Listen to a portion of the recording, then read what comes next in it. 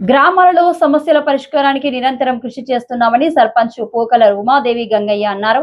చిత్తూరు జిల్లా పులిచెర్ల మండలం దిగువ పోకలవారిపల్లి పంచాయతీ పరిధిలోని గ్రామాలలో నూతనంగా వీధి లైట్లు ఏర్పాటు చేయడం, మరమ్మతులు చేయడం జరిగింది.